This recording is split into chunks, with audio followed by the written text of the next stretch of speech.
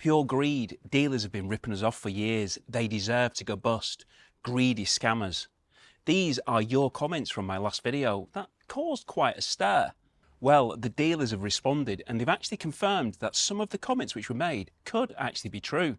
Some dealers and converters have spoken to me this week and they wanted to supply me with some facts and explain the situation, responding to some of these accusations that are being made, that they are greedy, and also the quality of the campers. They also wanted to give me their side of the story, put the record straight, and I also asked them their opinion on the current market, plus the future market and the industry as a whole. There are lots of interesting conversations here, and they are partly in response to your comments, like this comment.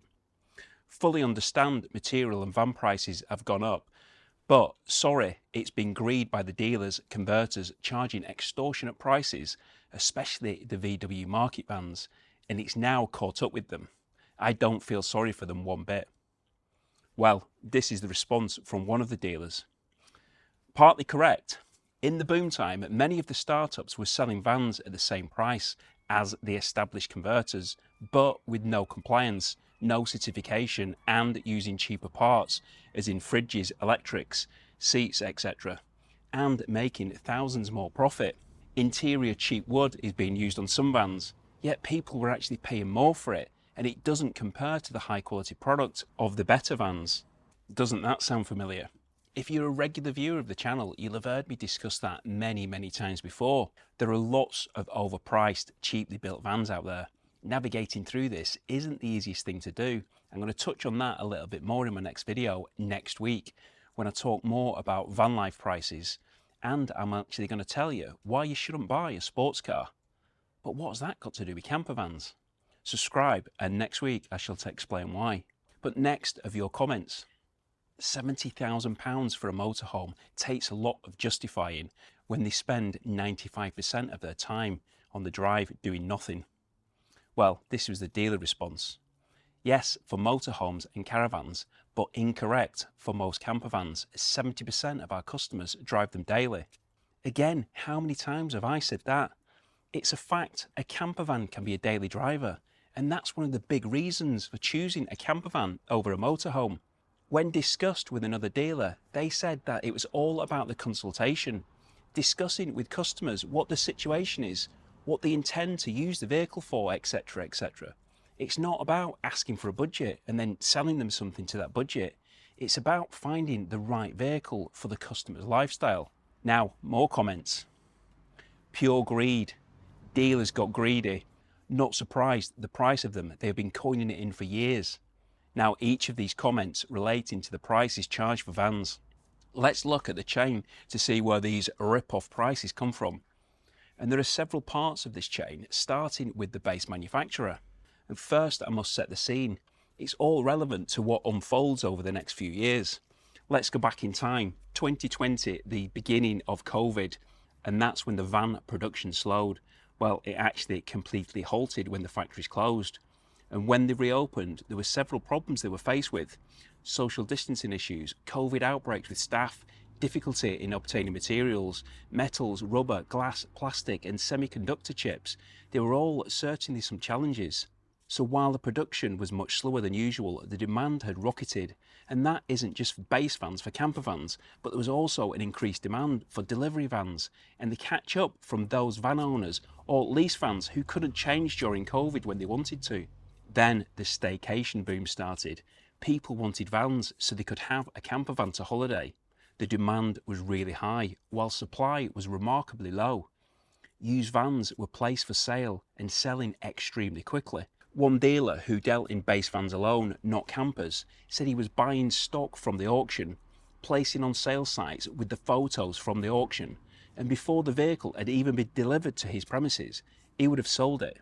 The money the vans were achieving at auction was going up due to the demand. The dealers were buying at silly money, but equally, they were being bought by customers. Price increases were across the board for new and for used. This was for all makes and models of vans, not just any particular brand. Along with the base vans, camper vans, motorhomes and caravans, they also became in greater demand. The industry was thriving. Seemingly everybody wanted the outdoor lifestyle. I guess they didn't really have any choice. So surely this meant that they were all absolutely raking in the cash. Well, in short, no, they weren't. And one dealer said, if only people knew. And this was in reference to the fact that they weren't making any more money. Okay, the turnover had been increasing and more vehicles sold at higher prices, but it was costing them far more to actually operate the business. I will talk about this more next week, but the costs have gone up. Gas and electric increasing by astronomical amounts depending on when the contract fell due.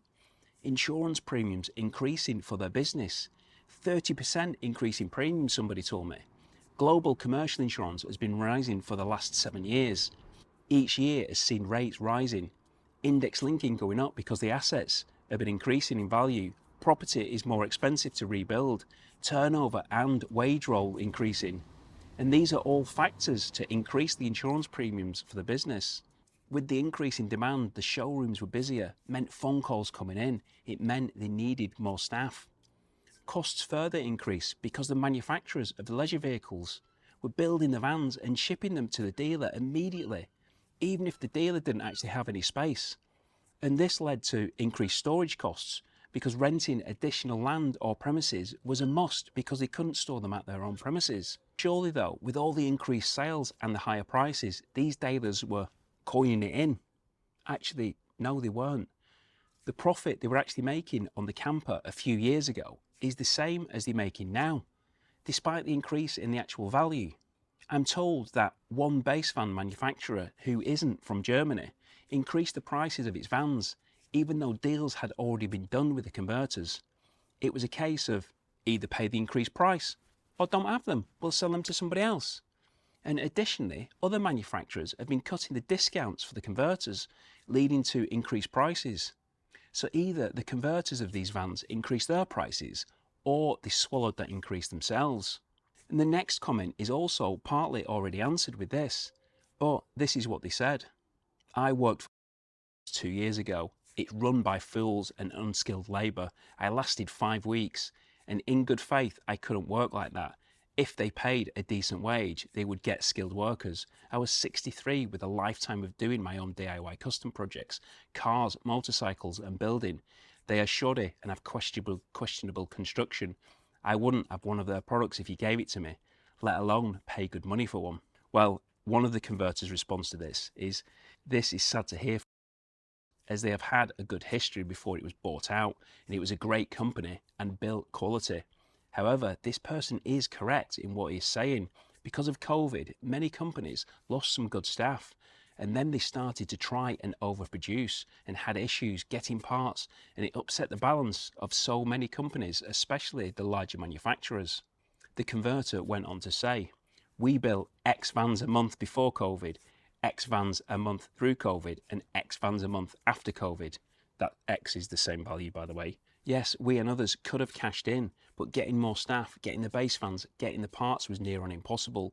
We had 1 year lead times, and in that time from order to collection, our bill of materials on a VW T6 had gone up 2,500, but we honoured the quoted price, yet some dealers went back and asked for more money, or just simply cancelled people's orders.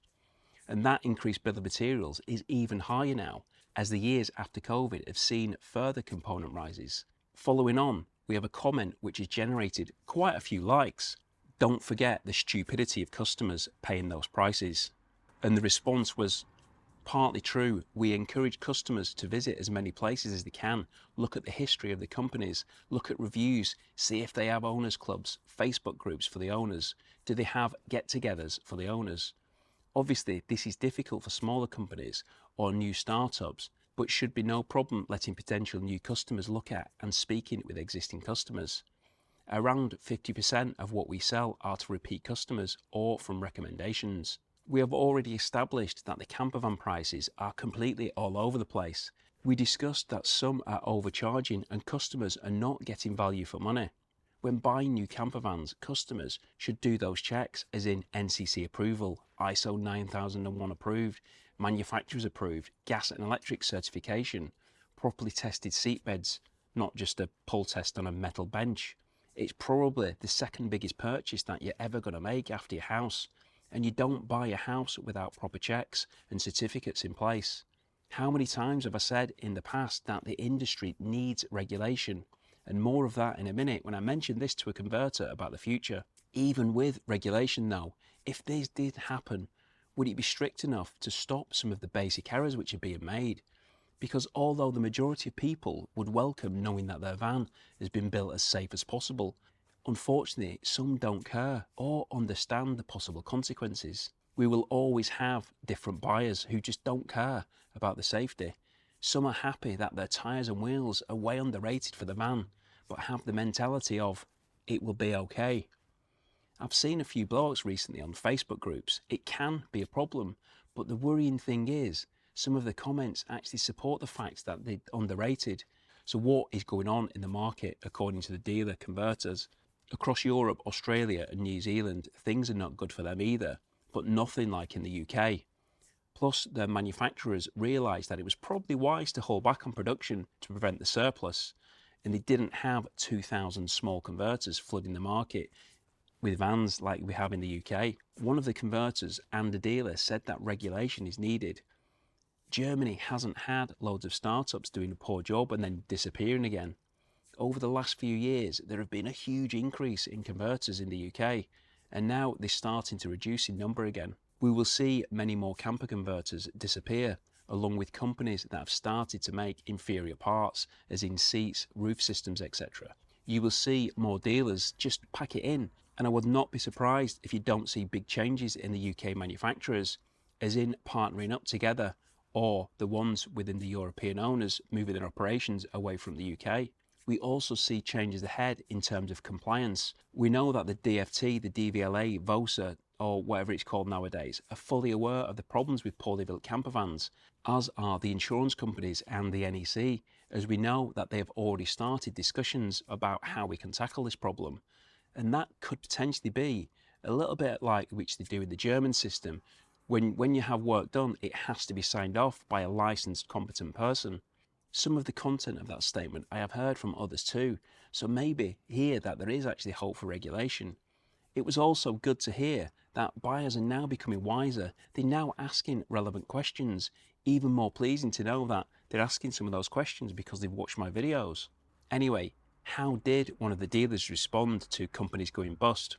There is a difference between old established caravan dealers closing down and the sites being sold off for maybe housing or something, and then somebody else who builds campers for a few months closes down and then re-emerges doing the same thing. Some of these caravan dealers have been around for many years, and they've simply just had enough.